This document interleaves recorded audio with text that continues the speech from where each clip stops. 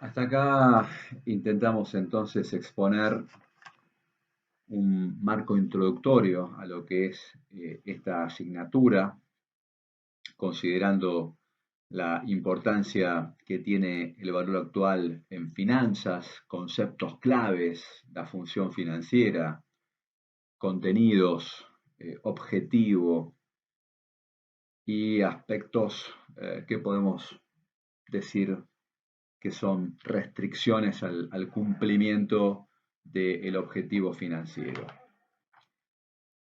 Pero que hoy nosotros estemos estudiando administración financiera, es importante entender cuál ha sido la evolución histórica de las finanzas. A diferencia de otras ciencias o de otras ramas, finanzas podemos decir que es bastante nueva en cuanto a sus orígenes y podemos encontrar los primeros indicios de su análisis y de sus estudios alrededor del 1900, cuando comenzaron una serie de fusiones de empresas lanzándose al mercado un volumen importante de valores, tanto de renta fija como de renta variable. Esto tiene que ver precisamente con el origen de las grandes corporaciones americanas, ¿no? La industria del acero, luego de los grandes descubrimientos y el desarrollo industrial de esos años. Esto suscitó entonces el interés por lo que tiene que ver con los mercados de capitales y aparece entonces en el año 1920 lo que podemos definir el primer libro, el primer tratado serio de administración financiera, cuyo autor, Arthur Stone Dewey, trata fundamentalmente con un aspecto descriptivo el análisis de las finanzas. Por supuesto, hasta que se produce en el año 29 la Gran Depresión, donde ahí aparece el concepto hasta ese entonces un poco desconocido, que tenía que ver con la aversión al riesgo, eh, a partir precisamente de la Gran Depresión que se produce en esos años, ¿no? La crisis de los años 30, las finanzas pasan a un primer plano, ya ahora no están preocupadas por las expansiones de las firmas, sino fundamentalmente la atención lo acapara la gran cantidad de quiebras y las dificultades financieras que van teniendo las empresas a partir de las regulaciones que aparecen como consecuencia del crecimiento y el desarrollo de la banca y de los mercados de capitales. Desde, digamos, desde esos años hasta que de alguna manera y la Segunda Guerra Mundial, que obviamente se produce como un estancamiento, podemos encontrar que no hay un gran desarrollo en la literatura financiera y de alguna forma el énfasis, como acabo de señalar, es solamente descriptivo. Ahí es donde podemos citar entonces lo que se define como el estudio de las finanzas tradicionales de la empresa. El enfoque tradicional en el estudio financiero, donde se resumen fundamentalmente en esta obra de Dewey.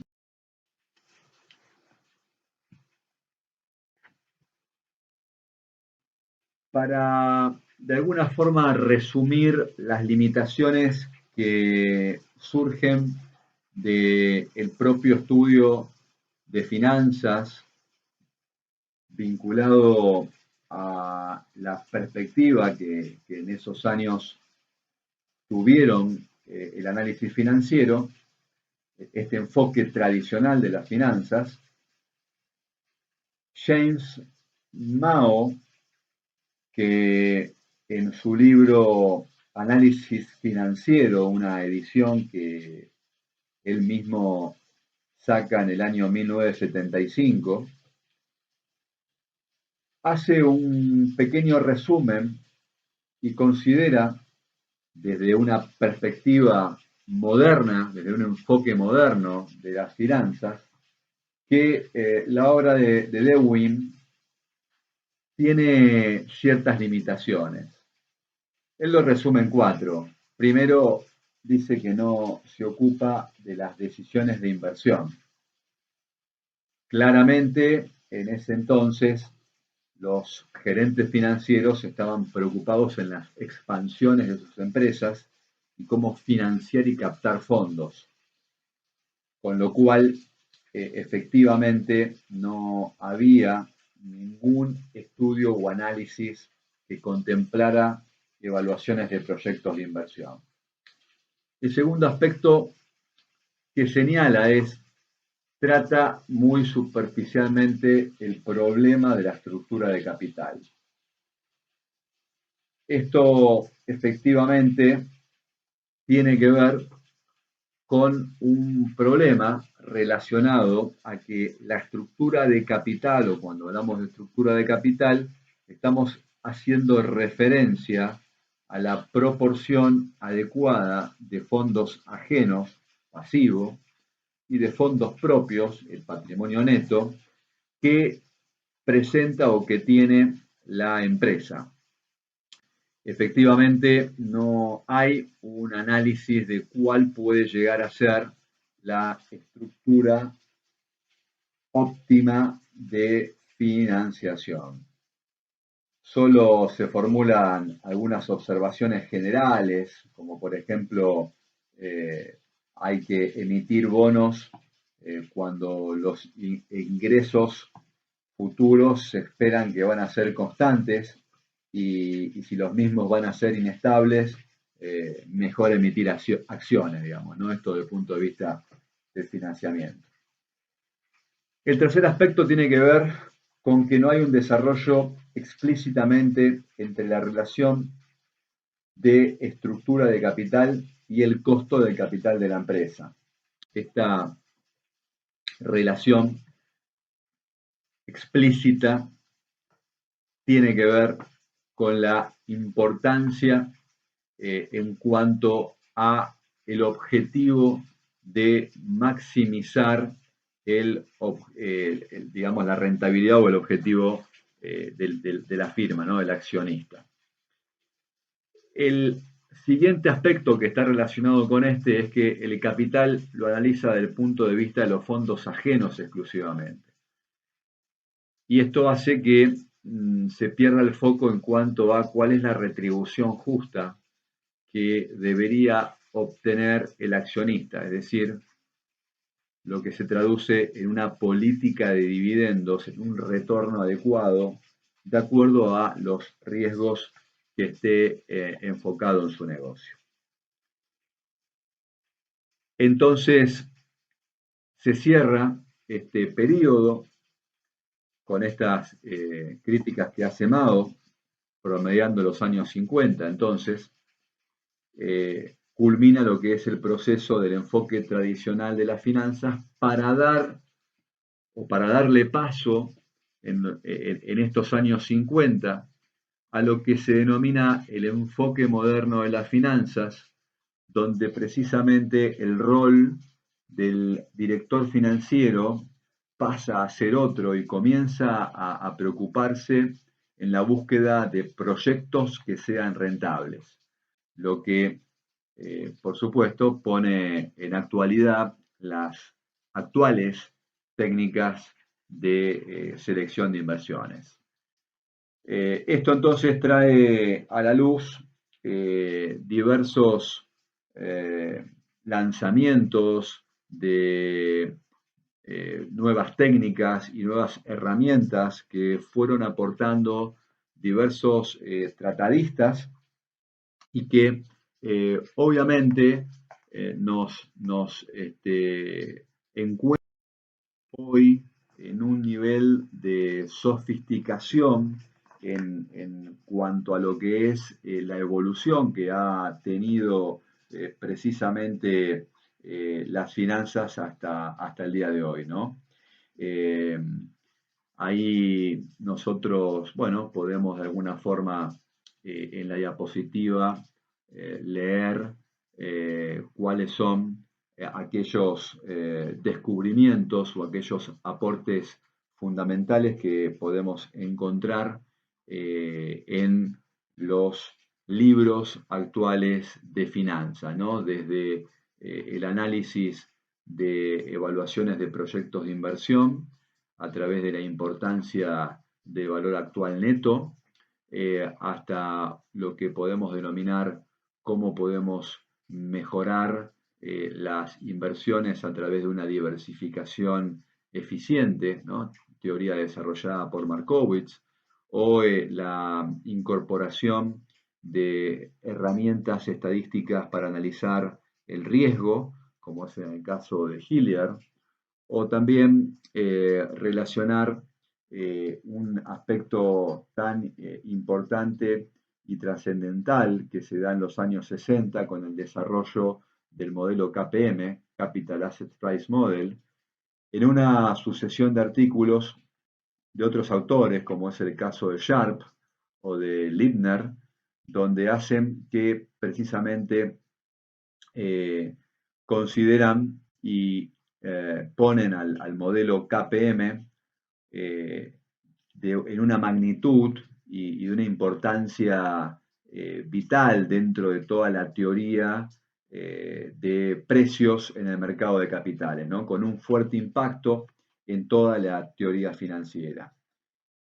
Sin embargo, además de todos estos autores que están acá, es importante considerar a otros tratadistas más recientes, como es el caso de Fred Weston o de Van Horn, ¿no? Que es parte, digamos, de los libros o la literatura que ustedes tienen recomendado.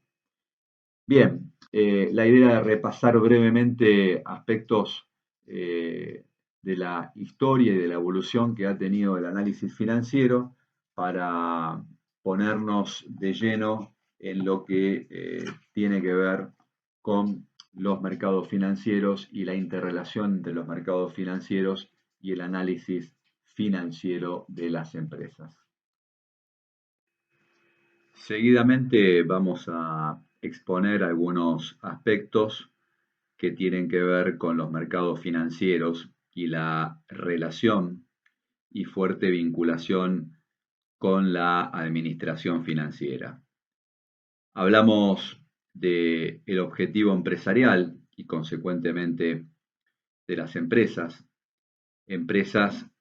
que necesitan fuentes de financiamiento, como también los individuos que conforman dichas empresas. Estas empresas están conformadas por personas que forman familias. En la mayoría de los casos solemos asociar a las familias con empresas familiares que posteriormente se van desarrollando y constituyendo en algunos casos grandes empresas o corporaciones. Hay empresas que obtienen dividendos y esos dividendos tienen que ser colocados en algún mercado que permita resguardar el dinero o en el banco. Esto tiene que ver con ahorros que son generados por empresas, por familias, que denominamos unidades superavitarias. ¿Quiénes las captan?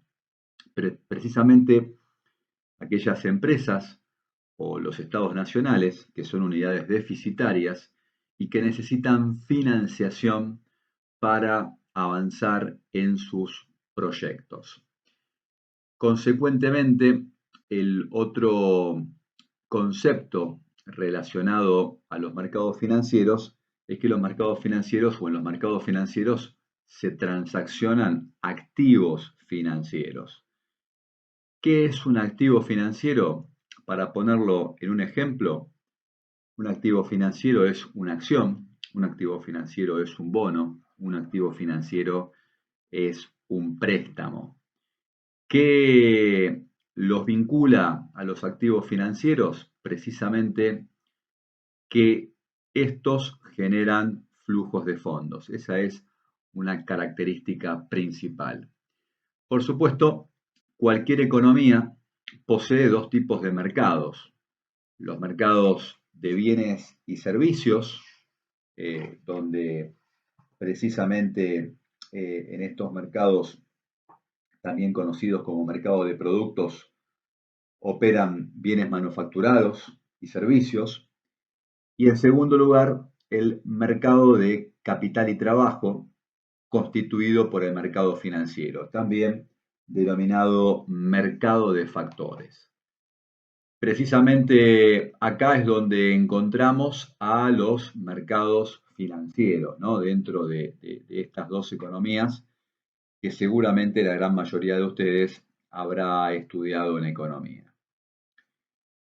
¿Cuáles son las principales funciones de cualquier mercado financiero? La primera que surge tiene que ver con la transferencia de fondos. Bueno, precisamente esto es lo que ya identificamos como una característica, ¿no? Unidades económicas superavitarias transfieren fondos hacia aquellas unidades deficitarias.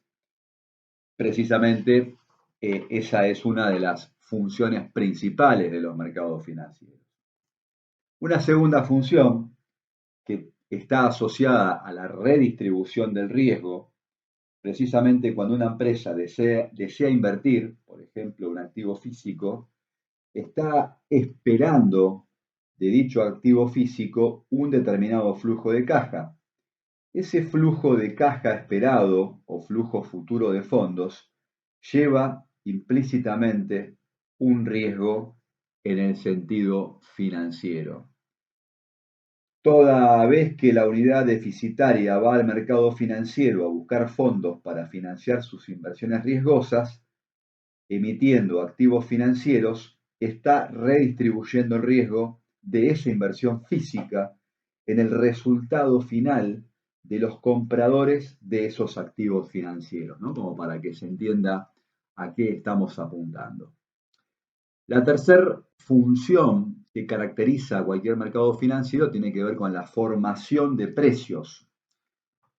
En un mercado se juntan oferentes y se juntan demandantes. Entre oferta y demanda, precisamente surge el precio del activo financiero a transaccionar.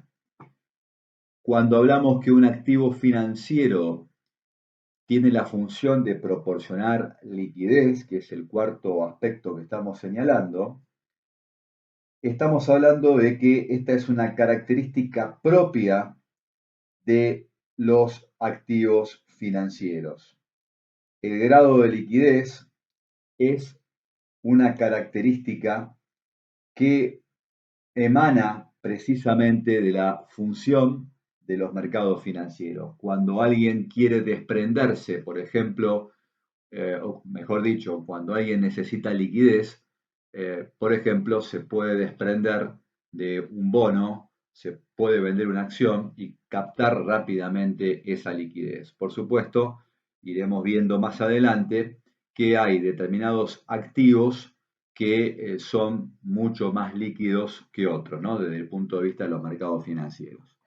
Finalmente, la concertación que tiene que ver que se produce dentro de los mercados financieros genera una estandarización. Esa estandarización genera competencia, esa competencia finalmente se traduce en la reducción de los costos de transacción, menos comisiones, menos impuestos, etc. Por supuesto, a los mercados financieros le cabe lo mismo que la misma regla asociada precisamente a las finanzas, ¿no? A mayor riesgo asociado de ese activo financiero, hay una mayor rentabilidad exigida. Es decir, no es lo mismo invertir en un bono del Tesoro americano, que se considera un activo libre de riesgo en la jerga financiera, que invertir, por ejemplo, en un bono argentino o en un bono venezolano con 4.000 puntos de riesgo país, ¿no? Esto pone de manifiesto claramente un ejemplo de lo que queremos decir. Ejemplos que, bueno, en la medida que vayamos transcurriendo las clases se van a interpretar mucho más cabalmente.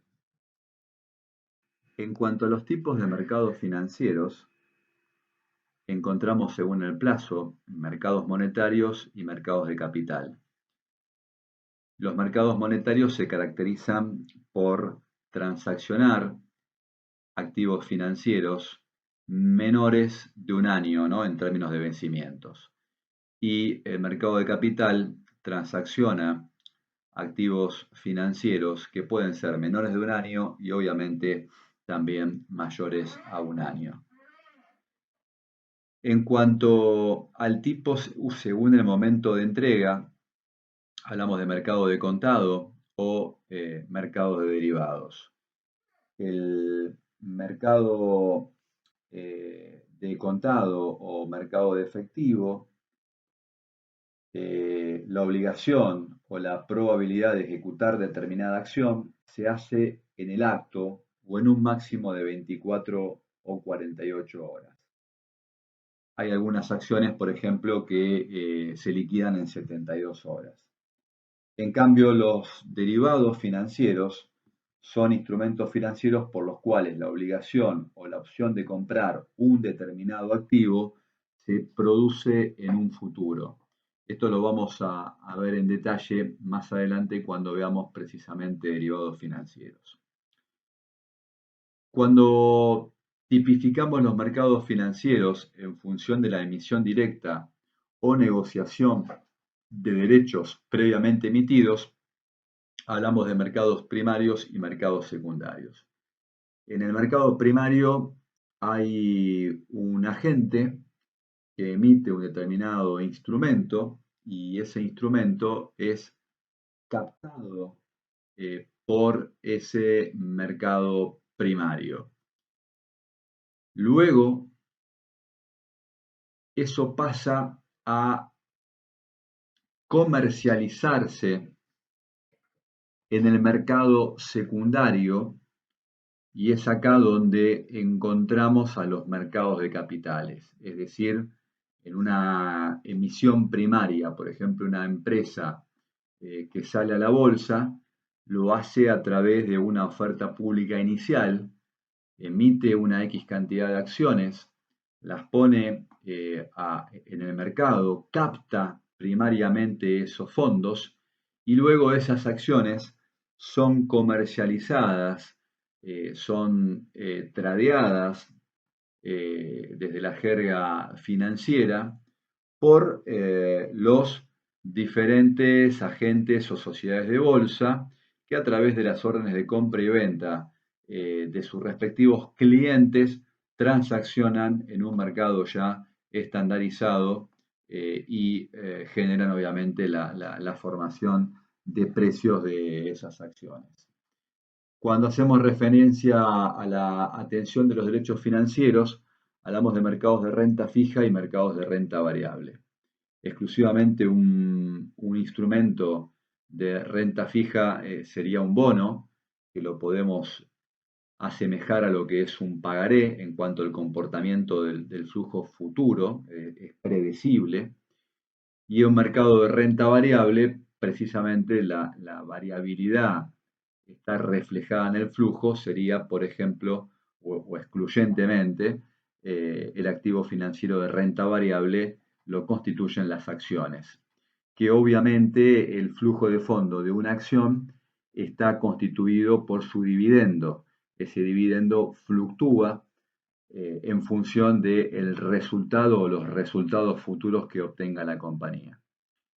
Y en cuanto a la moneda de intercambio, hablamos de mercados domésticos y mercados de divisas, ¿no? Los primeros están asociados a mercados internos, a transacciones en moneda local, y los segundos ya sería, por ejemplo, lo que se define, por ejemplo, como los eurodólares, que son bonos emitidos fuera de los Estados Unidos en moneda americana, es decir, en dólares estadounidenses, ¿no? Como para, de alguna manera, poner un ejemplo de lo que estamos haciendo hincapié.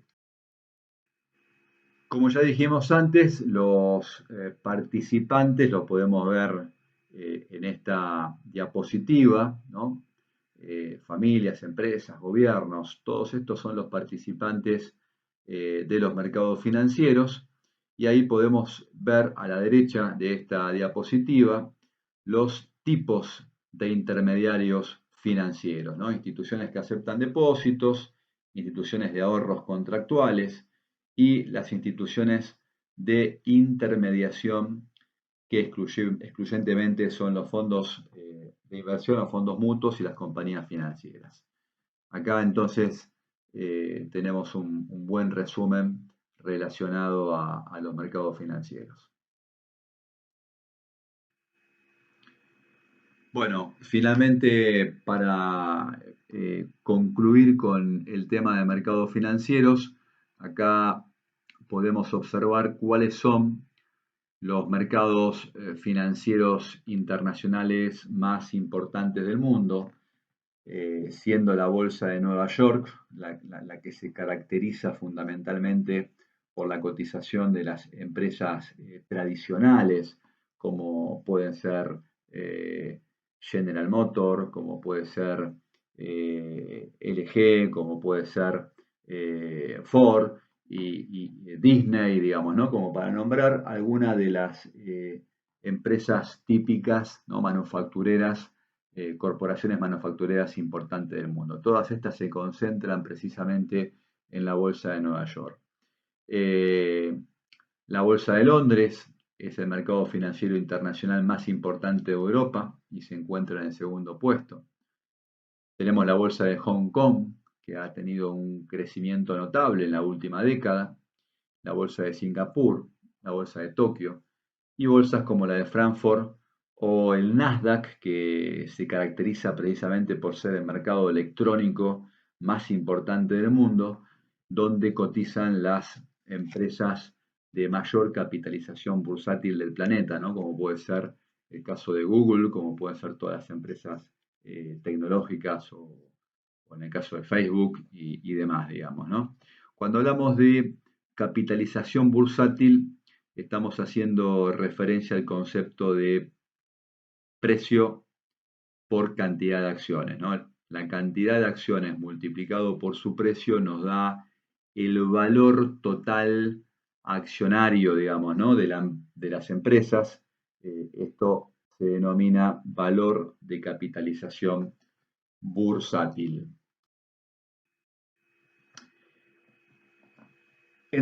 Entender o comprender, como aclaramos acá, la terminología en el análisis financiero es importante porque nos permite de alguna forma no cometer errores conceptuales a la hora de analizar un balance o al hacer el análisis, el diagnóstico económico y financiero de una organización. Cuando tenemos claro los conceptos, es mucho más, hay una alta probabilidad de que seguramente el análisis va a ser mucho más exitoso de que si obviamente no comprendemos determinados conceptos. Por eso es importante y durante el transcurso de lo que es esta materia vamos a incorporar cierta terminología que en muchos casos no tiene una traducción, digamos, muy clara con respecto a lo que es nuestro español, ¿no? Sí hay conceptos, por ejemplo, si analizamos una empresa inglesa que tiene las siglas LTD, estamos haciendo referencia a una sociedad anónima, ¿no? En lo que nosotros conocemos como nuestro idioma. Pero si la empresa es Inc., es porque obviamente estamos hablando de una sociedad anónima, en este caso radicada en los Estados Unidos.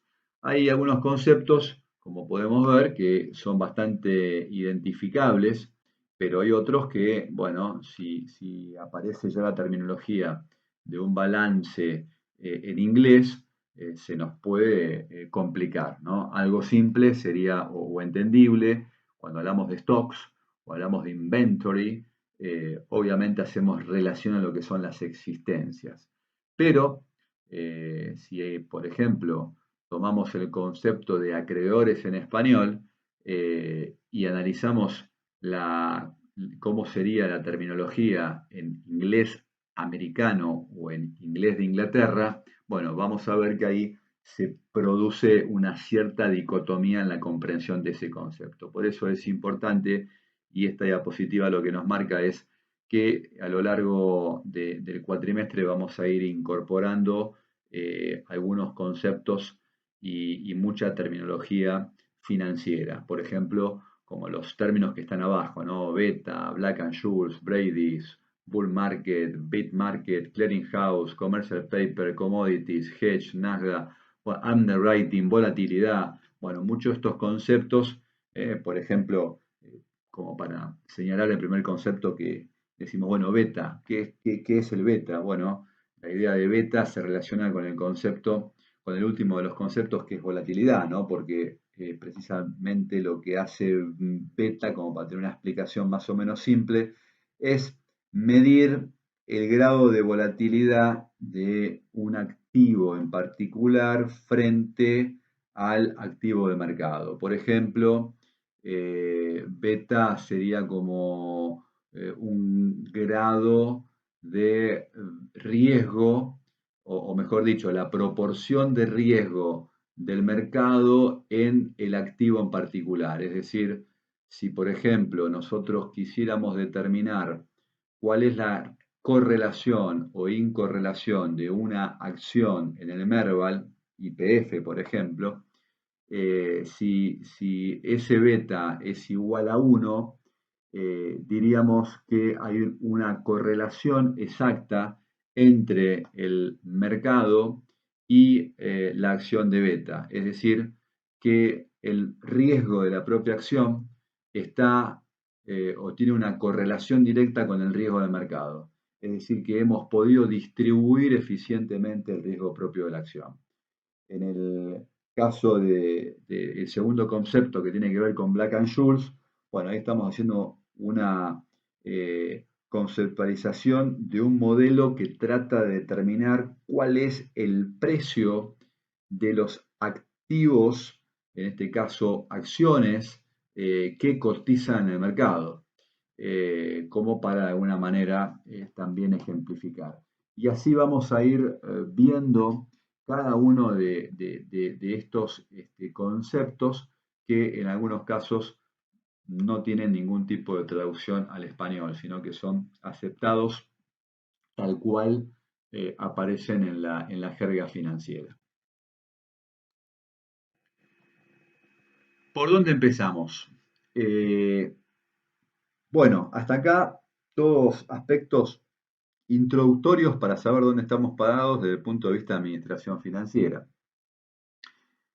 Nosotros, para ir estudiando todos los conceptos que vamos a ir desarrollando, los vamos a obtener de lo que denominamos cuál es nuestra materia prima inicial para desarrollar y entender los conceptos y herramientas de administración financiera.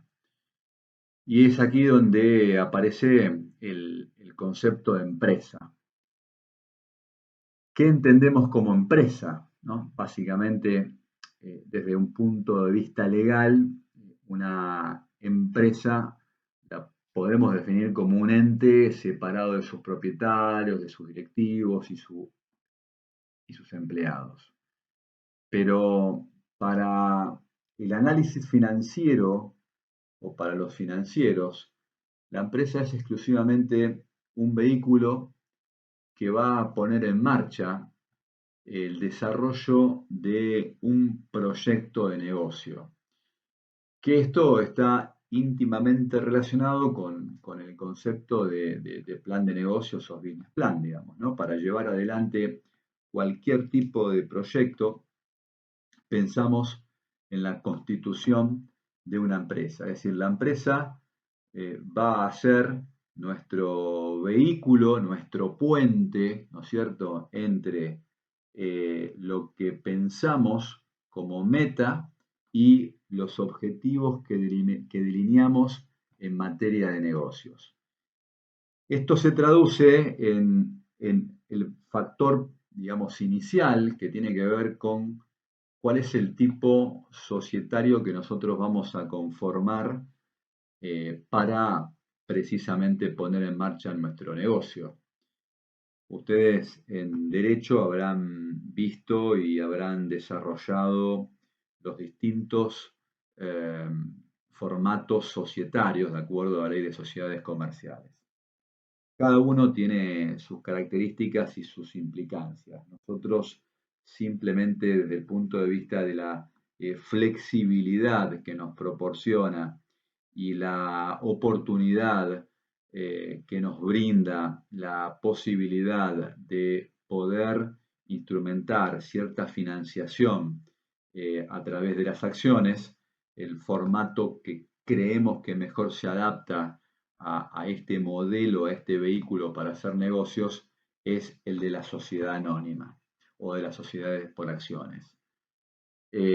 Por supuesto, acá surge el primer puntapié inicial de la constitución de cualquier sociedad anónima, cantidad de acciones y valor de esas acciones. Si constituimos una sociedad con pocas acciones y las acciones unitarias son muy caras, esto en algún momento nos va a imposibilitar poder conseguir nuevos socios para nuestro desarrollo si es que buscamos un desarrollo con fondos propios. Consecuentemente, esto es un tema que nosotros, en cierta manera, hacemos hincapié porque depende de una correcta planificación. Toda esta planificación y tal vez la gran primera decisión financiera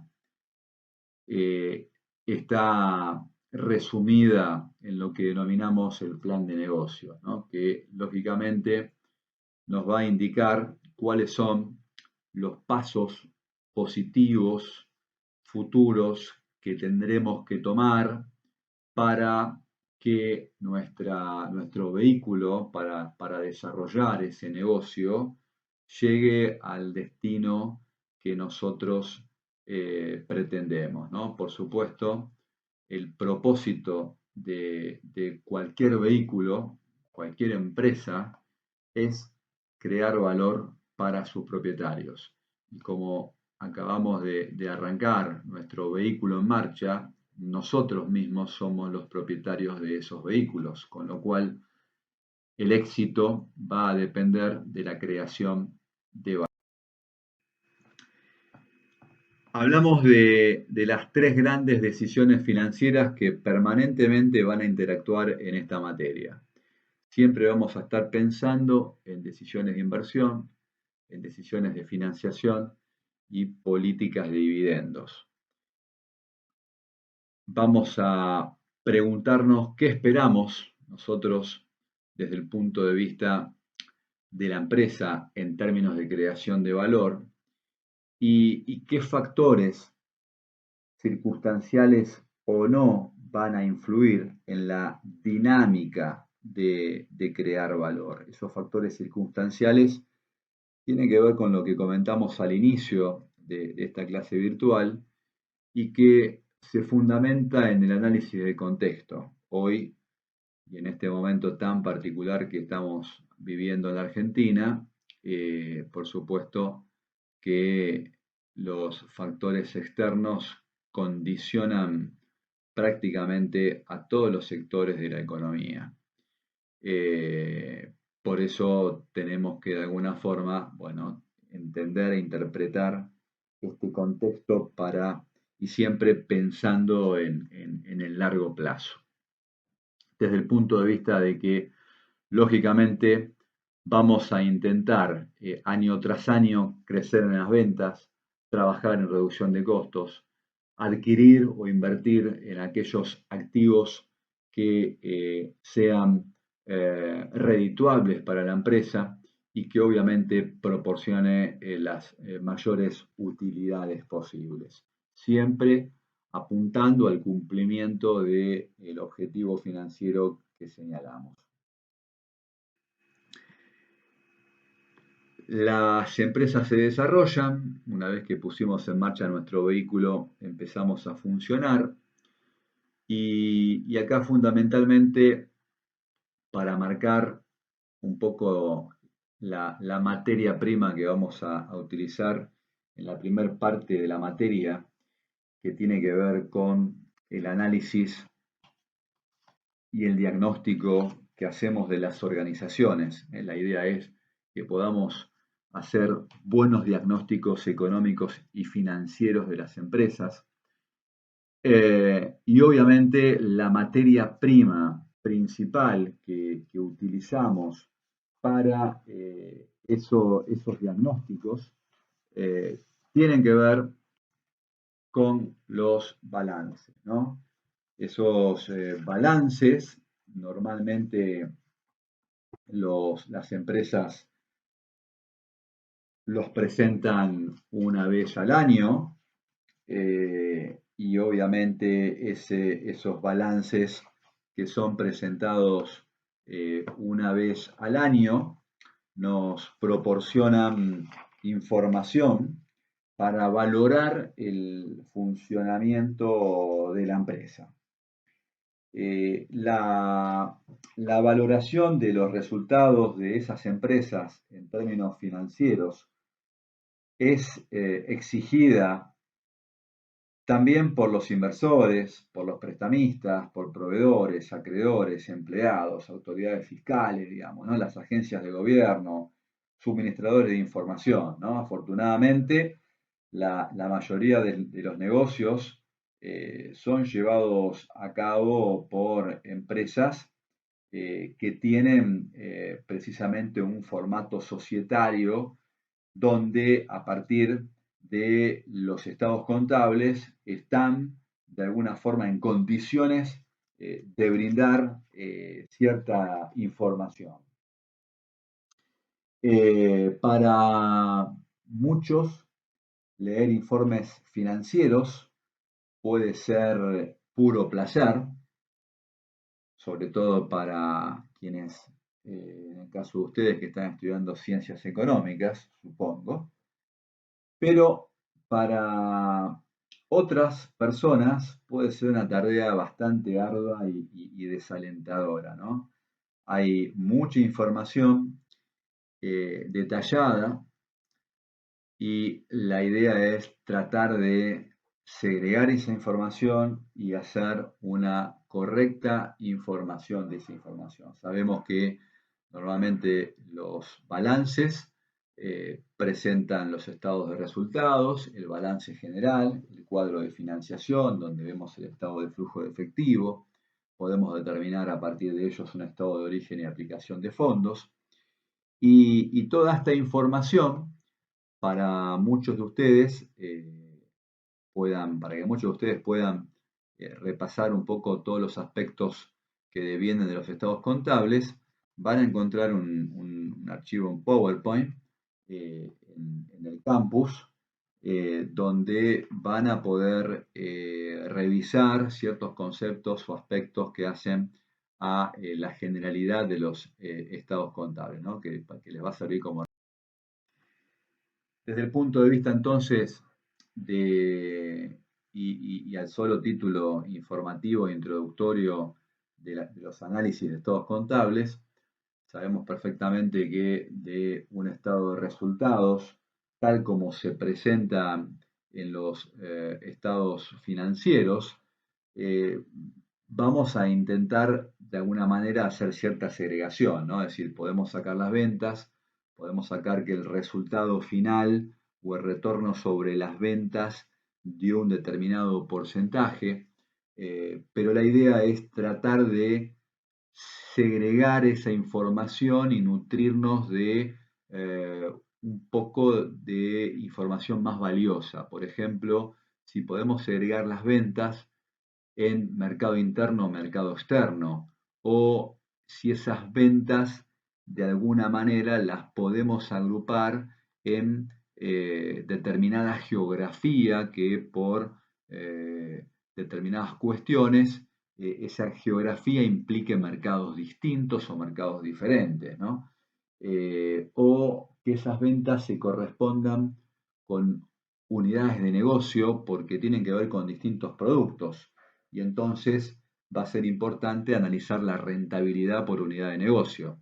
Bien, la idea pasa fundamentalmente por clarificar este concepto de que las cuentas de pérdidas y ganancias, tal como surgen de los balances, nos da una información limitada. En la medida que podamos segregar y ampliar esa información, nos va a dar una mejor perspectiva de la rentabilidad de la empresa. También va a ser importante si esa rentabilidad o qué rentabilidad se produce antes de impuestos o después de impuestos o antes de intereses e impuestos, o cuál es el cargo de amortizaciones o la influencia de las amortizaciones y los impuestos en el estado de resultados.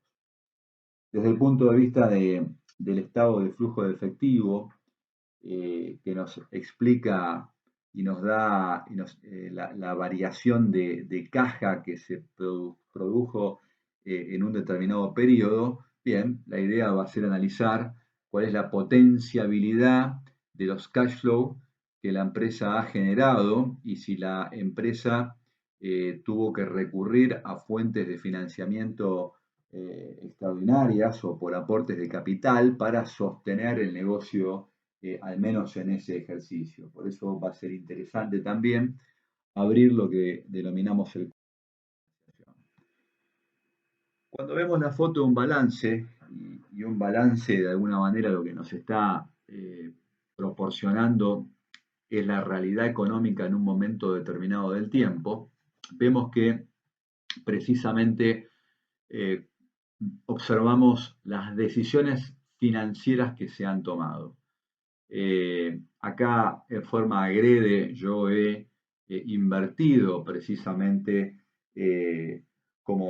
tal como estamos acostumbrados nosotros a ver los balances, es decir, estamos viendo en la columna de la derecha los activos y esto es simplemente para de alguna manera definir que con los recursos que nosotros obtenemos a partir del pasivo de la empresa, que es nuestra fuente de financiación, esa fuente de financiación o esos recursos serán los que aportaron los accionistas o por los dividendos que no distribuyeron, o mejor dicho, ganancia retenida, o préstamos que han captado en el largo plazo, o la financiación que han logrado en el corto plazo con los bancos, con proveedores, con la financiación de determinados impuestos. Bueno, todos estos recursos que conceptualizan lo que sería el origen de fondos, bueno, son aplicados ¿a dónde? Son aplicados a decisiones de inversión. Tengo que invertir en el largo plazo de la empresa en proyectos de inversión, compra de máquinas, inmuebles, terrenos, adquisiciones estratégicas para sostener y lograr la sustentabilidad del negocio en el largo plazo. En el corto plazo, bueno, tiene que ver precisamente con las correctas decisiones de inversión que hagan en lo que denominamos el capital de trabajo operativo de la empresa, ¿no? El cash disponible o el circulante, los deudores por venta, las existencias, el ciclo del flujo financiero de lo que sería la empresa. Se ve reflejado de alguna forma en esta hoja. En esta diapositiva lo que estamos observando, bueno, es un poco ampliado y ya como estamos acostumbrados a verlo, el activo, ¿no? Que son obviamente todas las aplicaciones de fondos que hemos puesto a partir de la estructura de financiación compuesta entre fondos ajenos y fondos propios.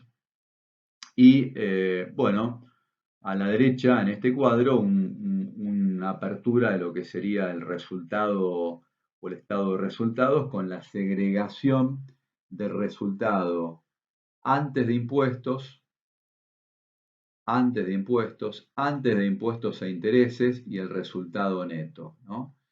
El resultado antes de intereses e impuestos también lo podemos analizar antes de intereses e impuestos y amortizaciones, lo que los americanos llaman el EBITDA, Earning Before Interest, Tax, Amortization y Depreciation.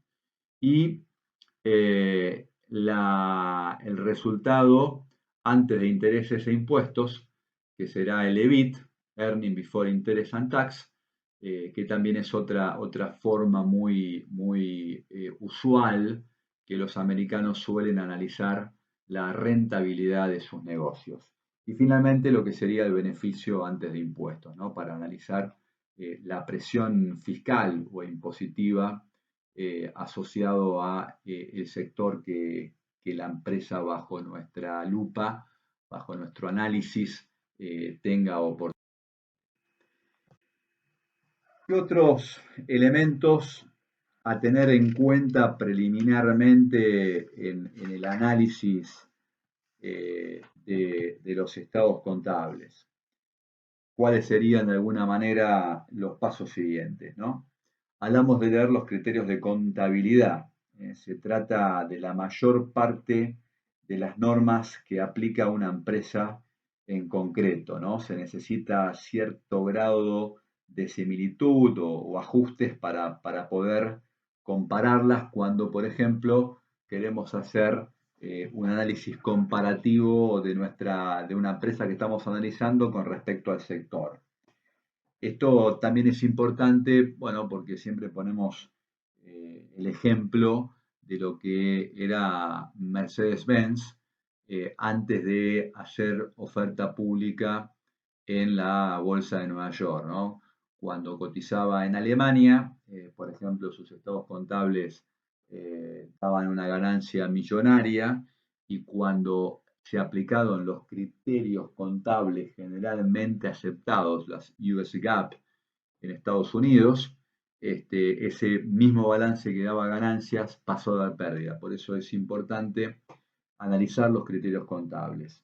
Si bien las normas internacionales de contabilidad, es decir, todas las NIC, tienen como objetivo lograr una armonización y una homogeneización de las normas internacionales de contabilidad, bueno, obviamente siempre es importante analizar los criterios. Cuando hacemos referencia a utilizar exhaustivamente las notas, es porque ayudan a la comprensión con el desglose de totales y permiten un análisis más detallado al explicar determinadas situaciones o cambios que podemos identificar en el análisis.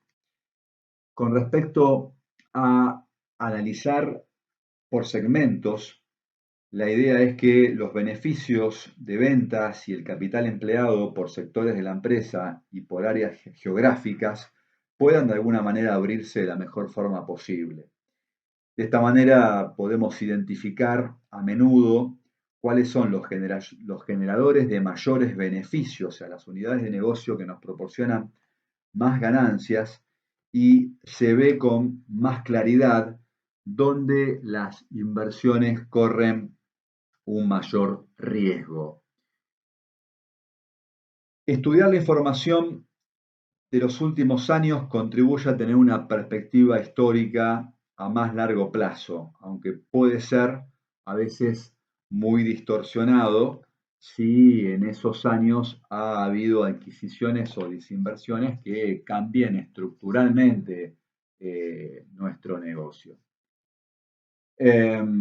Por supuesto, es importante conocer el management.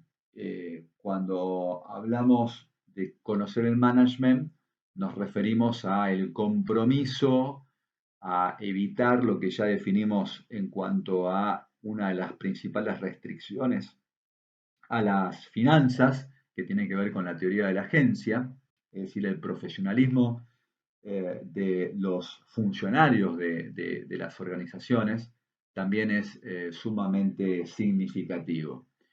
Y finalmente las inversiones de capital, ¿no? Lo que está como la sigla de CAPEX o CAPEX tiene que ver con el capital expenditure o gasto de capital, las inversiones que le van a dar a la empresa sustentabilidad en el futuro. Toda empresa o todo negocio apunta a su perpetuidad, ¿no? En la mayoría de los casos, obviamente la idea es renovar activos fijos para mantener la rentabilidad del negocio, comprar activos fijos para generar nuevas utilidades o las inversiones en investigación y desarrollo para generar nuevas patentes, nuevos productos, mejorar las técnicas de publicidad y marketing que nos van a dar ciertas ventajas competitivas, en fin, el desarrollo de recursos humanos. Todos estos elementos van a contribuir para tener una mejora de la empresa. Por supuesto, más allá de la información histórica, la historia trata de predecir la situación futura de la empresa. Al margen de los informes financieros, se encuentran muchas fuentes de información muy útil, como son las que en definitiva nos proporcionan el mercado, ¿no? La clave para predecir el funcionamiento de una empresa en el futuro va a ser la correcta interpretación entre los factores circunstanciales y la situación específica de la empresa. Hay 4 aspectos que efectivamente van a ser claves o que nos van a marcar el ritmo de crecimiento futuro de la empresa, ¿no?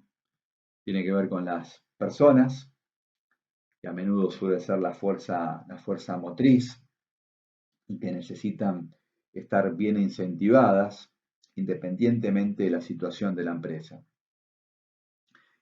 Las facilidades de endeudamiento, si una empresa no tiene capacidad de financiamiento, su crecimiento va a estar limitado y esto obviamente va a poner en compromiso su futuro. La correcta disposición en inversiones que se hagan en activos fijos, en la tecnología, en maquinaria, que garanticen de alguna forma el crecimiento de los flujos futuros de fondos de las empresas. Y finalmente el impacto ambiental, ¿no? Hoy día no hay ninguna duda de que si las actividades de un negocio tienen un efecto negativo en el medio ambiente, en algún momento del futuro el negocio lo va a tener que pagar, ¿no? Con lo cual esto es sumamente significativo.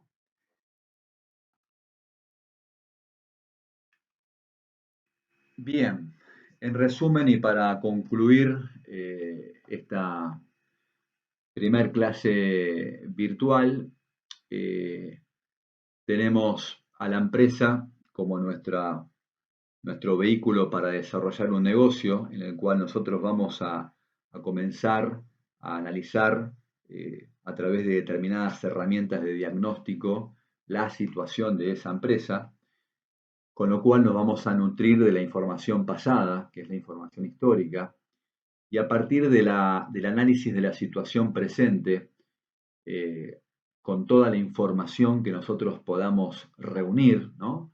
Desde su análisis comparativo con respecto a sus competidores, normas del sector, cuál es el posicionamiento de mercado, la cuota de mercado que maneja, las necesidades de inversión.